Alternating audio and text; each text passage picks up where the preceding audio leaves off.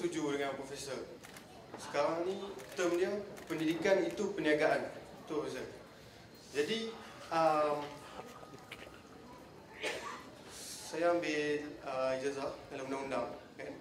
Jadi pada pendapat saya lah, kalau kita nak ambil ijazah dalam undang-undang ni, dia mesti seorang yang berfikiran kritis, analitik, sebab dia satu hari akan menjadi pendukung undang-undang negara kita.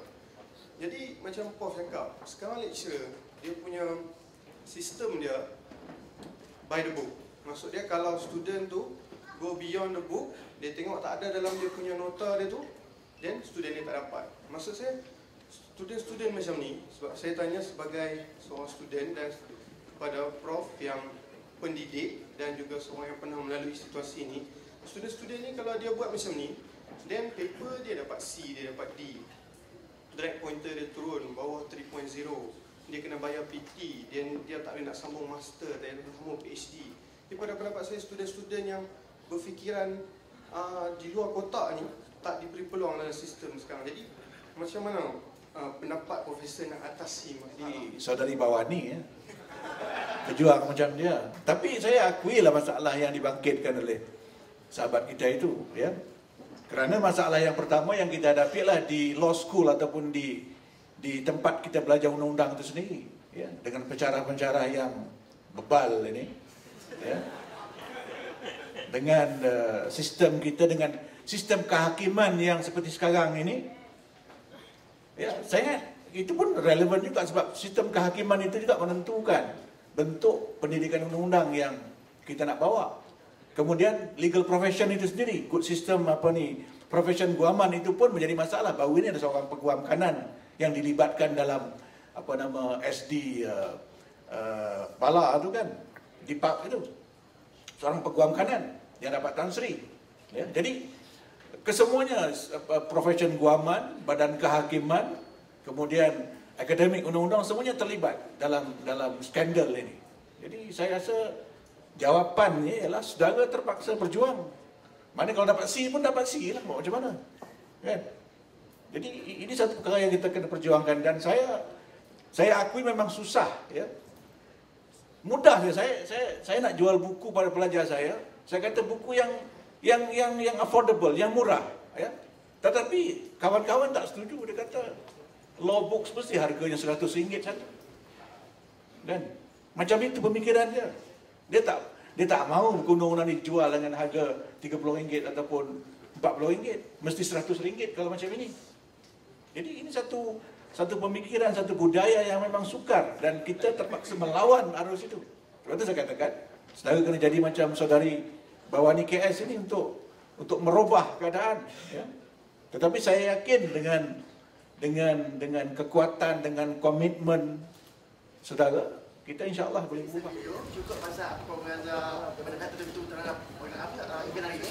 Sekarang kita balik pada pangkal jalan. Itu sekiranya, soalan saya, sekiranya khas untuk ketiga panel ni, Bawani KS, Dr. Maszlee dan juga Abdul Aziz Bari, sekiranya anda adalah Perdana Menteri atau Menteri yang in charge bahagian kebebasan pendidikan percuma dan juga kebebasan bersuara, apakah cadangan dalam keadaan percuma dan kami semua dapat merasai dengan percuma kebebasan pendidikan? Okeylah, andainya saya jadi PM, Perdana Menteri. Wow, tak sangka ada juga. Okey, mesti saya akan bagi pendidikan percuma dan mesti beri peluang kepada mahasiswa untuk bersuara dan perlu bagi autonomi, kebebasan kepada universiti dan juga tu je lah. Saya rasa kalau semua benda tu diberi, bebas, semua selesai masalah kita. Pendidikan, kualiti pendidikan akan lebih maju di negara kita. I will respond to the second one. I don't think that this will happen under the present regime because they have given all sort of excuses not to do it. You know, they drag their feet and look at what happened to the UUCA. Instead of abolishing, repealing it, they still try to review it, to amend it, which I think is a waste of time because you've got to go back to way back in 1979 as to why the act was enacted in the first place. So you got to go back to their political philosophy in the first place because listen is basically their philosophy, you know. talk down to people, and they don't want to listen to us. You know. As for the first question, I think this is not the forum for the details, you know. But I believe when we are talking about free education, we are not here to sacrifice quality, because it's just the question of trying to make the education something that is basic for everybody, not something that is meant to become a commodity for business, like as it is now. So I think that is what we can say about this issue, because I don't think we can provide the detail as to how to make it work in as a policy, or because I think we have yet to come to that stage as of now, but we have got some basic ideas to how to make this happen in this country, and as we have said, we have got the resources and we have got the experience from around the world as to how to do it. Yeah. Okay, Prof. Tajuddin nak respond to the question. Give him a big applause, please. Bismillahirrahmanirrahim. We are criticizing the government of Malaysia or the Barisan National Government. My speeches everywhere, I said that I do not have the evidence to point to the fault in the Barisan National Government, but I always say that the book that I wrote is mainly a critique on the academics themselves. Us, how many of us are here actually, in fact? So, to answer your question, I think perhaps I may differ with Prof. Aziz Bari. Yes, it can change if the academics understand what is the purpose of being an academic. And I have been with UTM for 26 years, and I have spoken a lot of critical things. I am still here.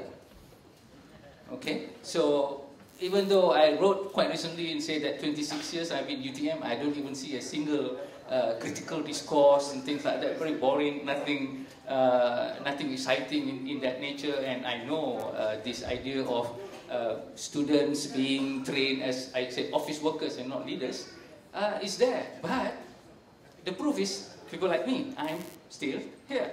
Okay, and so it's there. The opportunity is there, but that's the problem. What is the purpose of an academic? I'd say academic purpose to get knowledge in order for you to help change society. But the problem is that the academics are being, I don't know, they themselves interpret, well, if I'm an architecture lecturer, my purpose is just to teach this person to work in an architect office. And then, furthermore, my purpose is just to get promoted and get this grant and that grant, and that's about it. So, I don't know. My daughter recently became a young academic, and I said, after she registered and came back, I said, so what did they tell you? Did they tell you that you're going to be the agent of social change? No, just to write papers in order for the university to get a higher ranking. I mean, that's the problem. So I said to her, okay, forget about what the university says, we'll just do what you think is right, and then you will have a better, a meaningful life. So it's still there. There is not, the regime is not there yet, but the culture, and that's why I titled it Problem of Governance and Culture. About the framework, you know. In fact, during my speeches now, I did mention about the attitude, the culture among the academics, which somehow, you know, has allowed this culture of fear to remain. So yes, it's true. But well, I was talking actually about the bigger scheme of things, like the act itself, the appointment, the direction of the university, and so on. On PTPTN, but still you have, I mean, the argument that we brought by Bawani and her like is that that education should be free for everybody. I mean, it's not the issue of whether we need PTPTN now or not. I mean, it's about, should we pay for education or shouldn't we? Okay, that's the main issue. And the other thing, if we talk about free education, I think when Rafizi was in a debate with KJ, he did raise up the issue of, you know, what before PTPTN? I mean, even what before your years in the university. I mean, people used to go to university without even paying a single penny, a single ringgit. I mean, but they can still go to the university. But unfortunately, when the government came out with PTPTN and suddenly people feel, I mean, they are hopeless, they are helpless without PTPTN.